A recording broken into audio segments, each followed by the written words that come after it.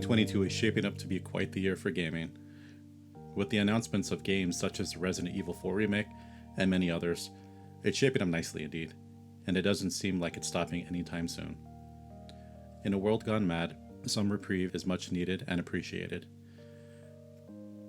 Game developers work hard, don't forget.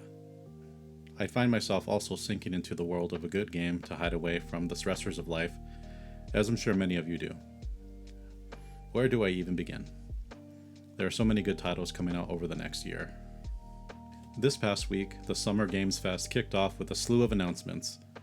While there's way too many to go through all of them, I will be talking about what stood out for me. While I've been waiting to make an episode for you guys to cover these games, more and more are popping up as fast as I can take note about them.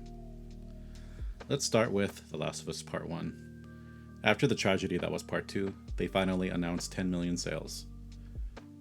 After waiting and discounting and waiting some more, does that even count returns?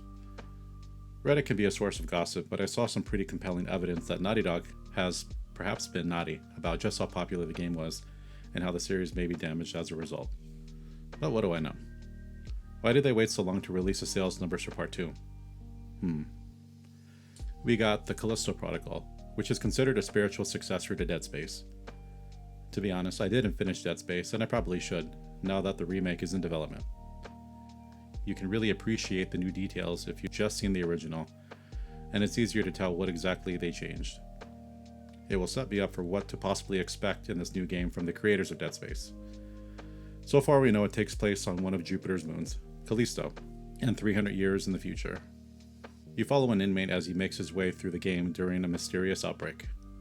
Sounds familiar, but I do want to see where this one goes. Fort Solis is a single-player, third-person thriller set on the far side of Mars.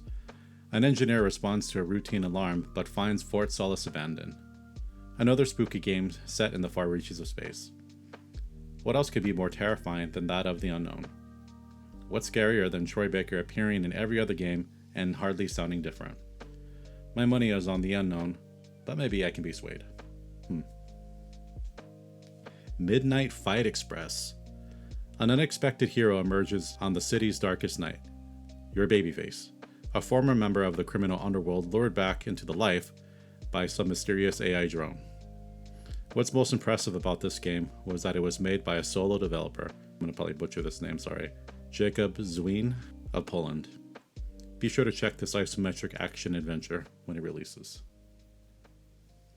Highwater is a turn-based cel-shaded strategy game that requires its players to scavenge for food, supplies, and weapons, solve puzzles, make friends, and even fight off hostile forces. The game takes place in the midst of a climate catastrophe and sees players attempt to survive in a post-apocalyptic world where the polar ice caps have melted and the oceans have drowned civilization. This is scary, but it might be a possible future of our Earth here, and we might as well get used to seeing more environmentally aware games.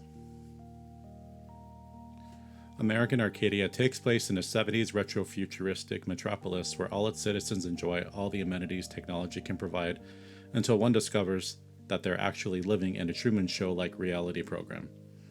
Being in the number one spot means the stakes are high for the producers, and if your popularity drops too low, you just may get cancelled.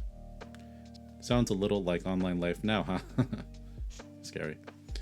This game looks intriguing with its 2.5D and even first-person gameplay as you alternate between two different characters in the game. Someone is out to save the main character as they make their escape. Stormgate reeks of Blizzard from the moment you see the logo with a compound word and familiar font design. The developers at Ice Giant aren't ashamed of that. They are proud of the work they did for Blizzard, and you can really see those best parts in Stormgate. If there are any differences between the look of Warcraft and StarCraft, it has more of a StarCraft feel with its Protoss and Zerg replaced by demons like in Diablo. This will be the first game as an independent studio, and we wish them well. Witchfire, a fantasy first-person shooter which doesn't seem too common, at least for me. The trailer definitely caught my attention. I'll be sure to look more into this one from the creators of The Vanishing of Ethan Carter, another game that's been on my list to play for years. Metal Hellsinger is a mashup of a Doom-like slaughtering game and a music game. The game rewards you for timing your attacks so that they coincide with the metal plane in each level. That doesn't sound too complicated, but this is the first game to focus on metal alone as the best music to massacre to. Plus, it's made by Scandinavians who definitely know their metal. The game announcement that I'm most excited for is Routine. This game has come back from the dead. It was first announced about 10 years ago, and out of the blue, the reveal trailer was shown. Let me tell you, I have been hoping this game would come out since it was first announced. It seemed like an abandoned title, but lo and behold, we may get it soon after all. The game is set inside of an abandoned lunar base with an 80s version of the future. The trailers released way back when showcased rather beautiful graphics which nearly rival what we're seeing today. Perhaps the developers at Lunar Software got ahead of themselves years ago. I am here for it. I'm so happy to see that this game is finally coming out. There's no set release date, but the future isn't too far off.